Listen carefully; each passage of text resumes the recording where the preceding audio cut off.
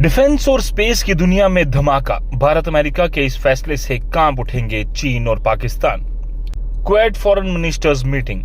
Quad में विदेश मंत्रियों की हुई अहम बैठक के दौरान भारत और अमेरिका ने एक अहम एग्रीमेंट पर साइन किए हैं। इस डील के तहत दोनों देश रेयर अर्थ एलिमेंट्स की सप्लाई चेन को सिक्योर करने पर काम करेंगे। Indo US critical minerals deal.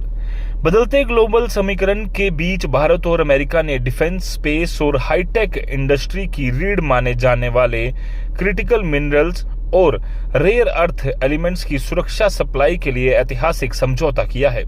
विदेश मंत्री एस जयशंकर ने मंगलवार को क्वाड में विदेश मंत्रियों की मीटिंग और द्विपक्षीय चर्चा के बीच इस अहम समझौते से जुड़ा ऐलान किया।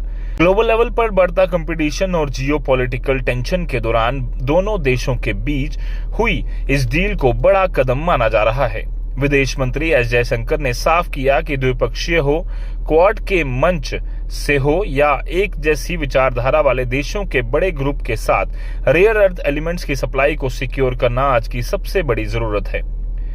नए एग्रीमेंट का मकसद क्रिटिकल मिनरल्स और रेयर अर्थ एलिमेंट्स की सप्लाई चेन में दोनों देशों के बीच सहयोग को मजबूत करना है।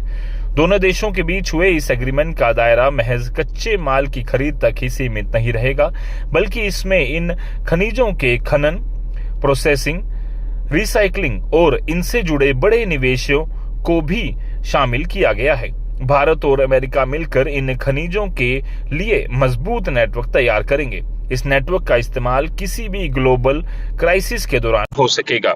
यह एग्रीमेंट दोनों देशों को इन अहम संसाधनों को मैनेज करने और इनके लिए जरूरी फंडिंग पर एक साथ मिलकर काम करने का मौका देगा।